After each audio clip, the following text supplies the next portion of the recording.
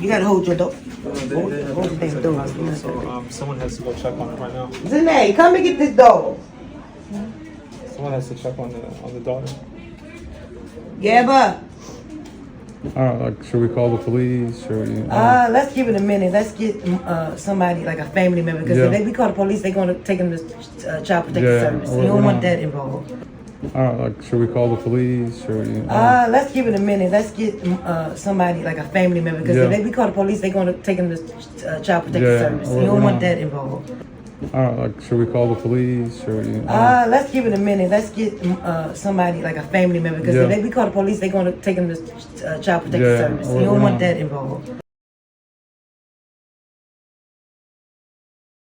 Miss Kim? Yes, Hey, Miss Kim. It's Investigator Drumm at the County Crash Center. How are you? I'm good. How are you? Good. How are the kids doing? Hey, I'm fine. Me and the uncle came after he left the hospital yesterday from seeing the little girl. He called me and asked me can he come and see them because they really don't know them. And so I told him yeah. So he came up here. He was up here. So then the detective came, and then the Department of Social Service man came, so they could talk to the kids.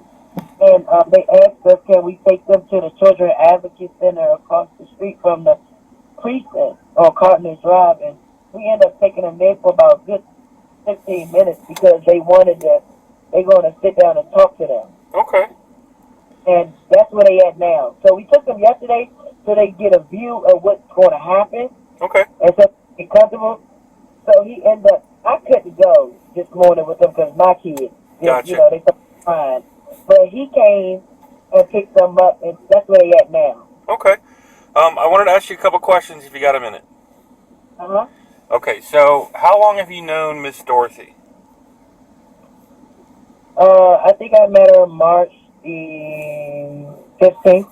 And how long has Miss Dorothy been dating Moses? She told me 4 months. 4 months. Okay. Yeah. Okay. Have you ever met Moses? Yeah, that's how I really met her. Okay. Because they put over here and they introduced themselves to me. Okay. And the day of the incident, did you see Dorothy or Moses? No, I didn't see them. I seen them the night before. Okay. Was anything stood out the night before?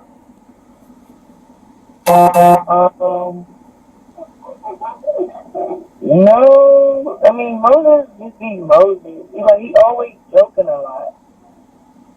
Okay. But he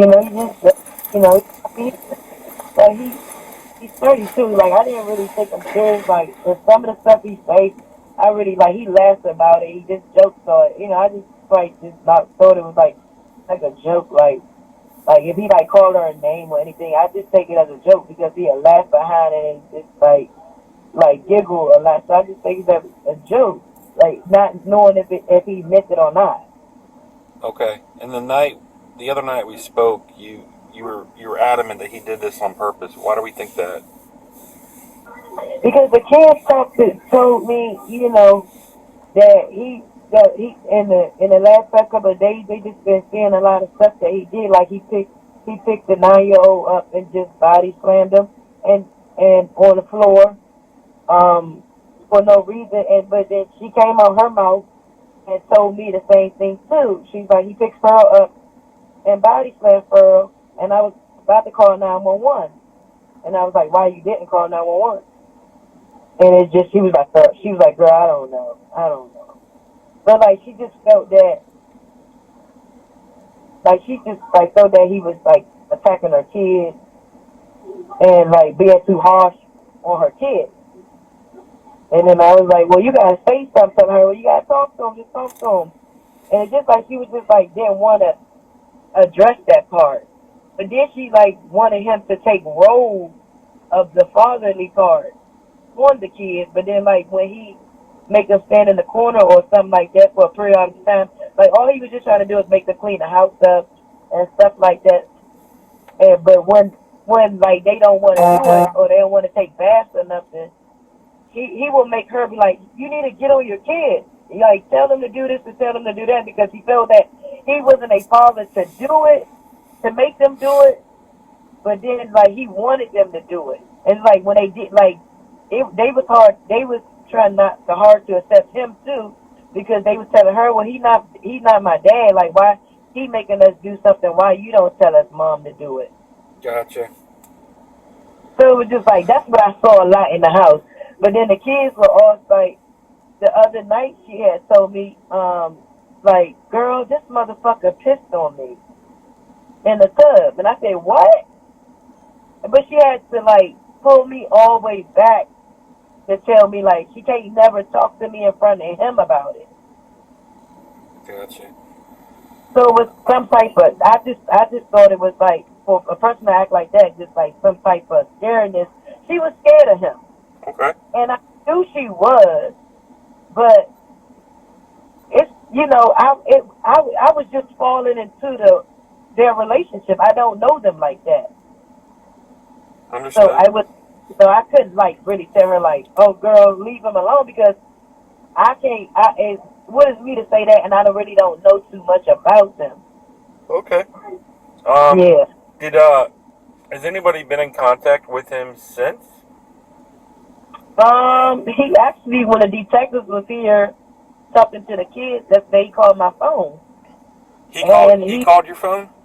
Yeah. Do you have that number? Yeah. I have his brother's number. I think he's using his brother's phone because his phone was beat up in the crash. Is that the 5104? Let me 5104. It's a 999. Yep, I've got that. Yeah, that's the number that he's calling me from. Okay.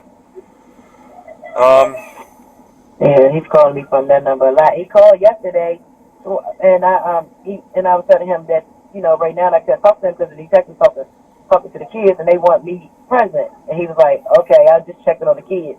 So then he called back like a couple hours later, and her daughter was here, the 15-year-old, and I told her to say, hey, this Moses, you want to answer? And she answered it, and she let him have it. Or what did he say? Yeah, she told him, I know you killed my mom and you killed my sister. That's fucked up, you coward. And I know you did this shit intentionally, and that's fucked up because you're going to pay for this, Moses. You're going to pay for this. And he was just like, I don't remember what happened. I don't remember what happened. What happened? Like playing that role, bruh.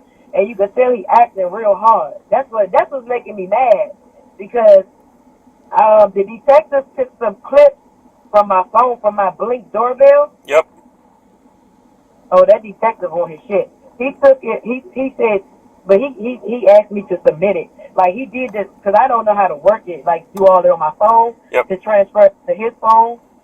But he was like, do you agree for me to do it? And I was like, yeah. He said, can you just push the submit button for me? So I did the submit, but he told me to do it because it's my Blink. It's my recorder. Yeah. But he just wanted some screenshots of that night when he brought the kids to me. Okay. Because I got all of it on my camera. I got indoor cameras too.